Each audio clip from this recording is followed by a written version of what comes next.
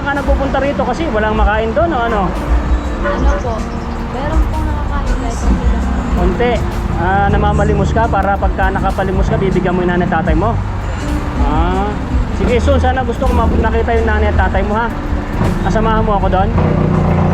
Tapos pag kami magbigay sa iyo ng ano ng pangpuhunan, wala ba? Bibigyan kita ng pangpuhunan, huwag ka na dito, doon ka na sa inyo. Kunyari, magtanim-tanim ka na lang ng gulay, bibigyan kita ng mga buto, bigyan kita ng bigas para doon ka na lang, huwag ka dito kasi babae ka, ano, delikado rito sa lansangan. No? O sige, babalikan kita susunod. Gusto ko aalis ka rito. Ibabalik ka doon sa may bahay niyo sa bundok. Tinan ko yung kalagayan mo doon. Tapos kung ano matutulong ko sa'yo para aalis ka na rito sa lugar na to ha. Delikado kasi bata ka pa. Alam mo naman maraming mga loko-loko ngayon sa panahon na to.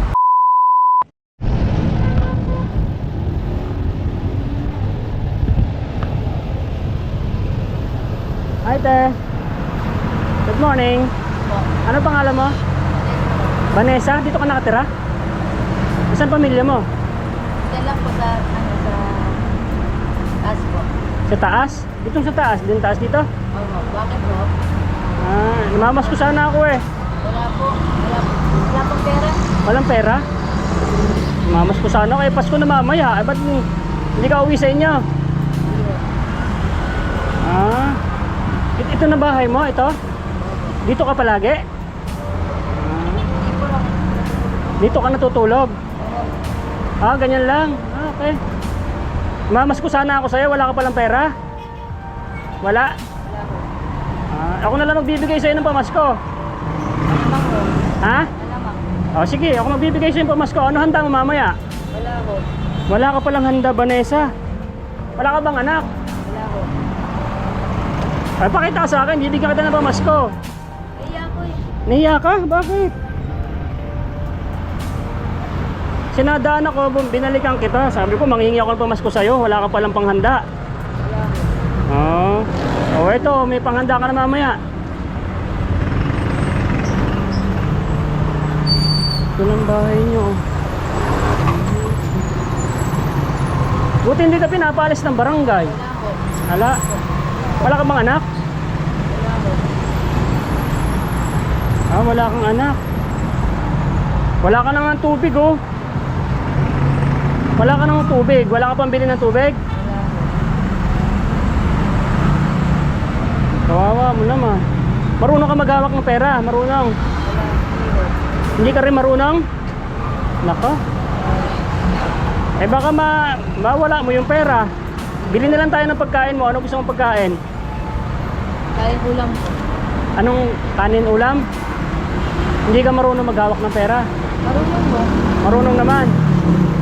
O saan yung bilihan ng pagkain? Kain ka? Po sa may kantin. Sa kantin po. Sa kantin? O liga, bigyan ka na lang kita. Bili ka doon. Bili tayo. Kumain ka na ba kanina umaga? Oo. Anong kinain mo? Ano po? Saka kumuha ng pambili. Malinis po. Nagpalimos ka. Ba't mo binubura yan? Naganyan ko lang po. Ginaganyan-ganyan mo lang. Ilang taong ka na? 34 po. Alam mo pala edad mo, 34. Oh? Ba't tayo mo umuwi doon sa bahay nyo, sa nanay mo? Mamaya po po. Ha? Mamaya po. Uuwi ka naman kasi Pasko. Kasi dito ka naman palagi. Baka mawala tong mga ano mo, mga plastic. Ayan. Hindi, ang dami mong damit na nakasampay. Paligan po. Saan yung kantin? Doon po. Ay, sarado. Sarado? Bibigyan na lang kita ng pera. Basta't marunong kang hawak ha. Sige. Dito lang ba kita matatagpuan pag lagi ka lang dito?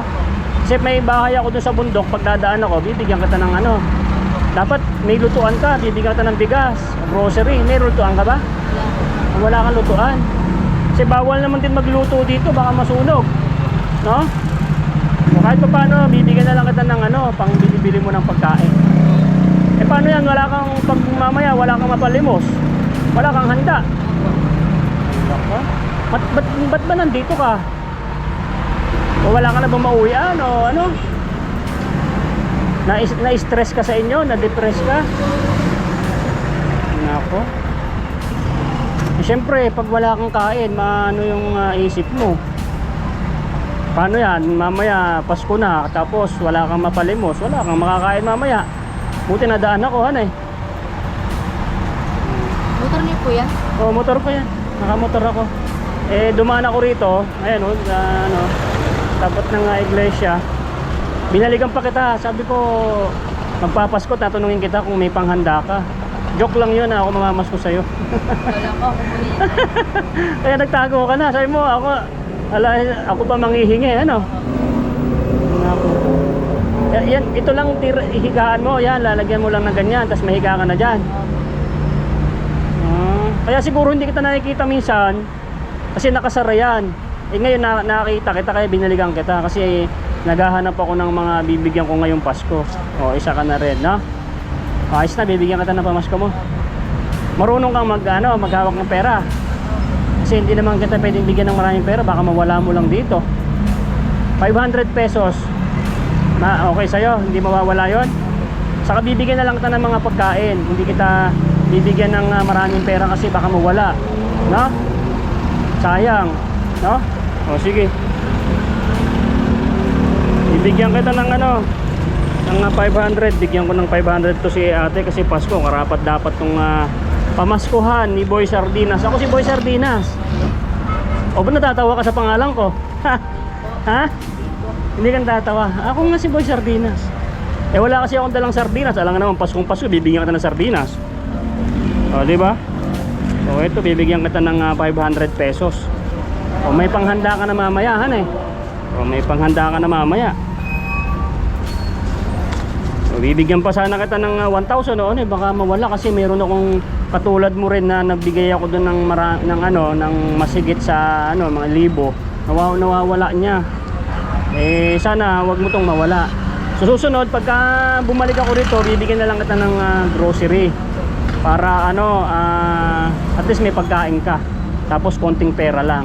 O ngayon lang kita bibigyan ng ganito kasi Pasko naman, no? Para may panghanda ka mamaya. O kaya uwi ka sa inyo, bili ka ng pansit. Hindi ko alam ba, basta't marunong ka ha. O ito, pamasko ko sa'yo. O 1, 2, 3, 4. O magkano yan? 500. O yan, marunong. O magkaibigan na tayo ha. O pag napupunta ako rito sa inyong lugar, lagi kitang dadaanan pag nandito ka at bibigyan kita ng bigas, grocery, o bigyan mo rin. Saan ba yung bahay nyo banda? Diyan. Nakakauwi ka pa doon? Bundok? Nasa bundok kayo? Ano yung bahay nyo doon? Bubo lang po. Sino nandun? Dapat mama mo. Papat mama mo? Gusto mo pagawa natin yung bahay mo? Baka sira na.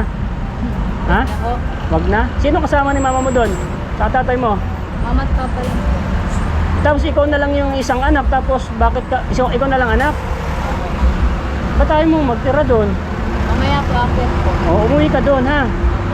Kasi baka kaya ka nagpupunta rito kasi walang makain doon o ano?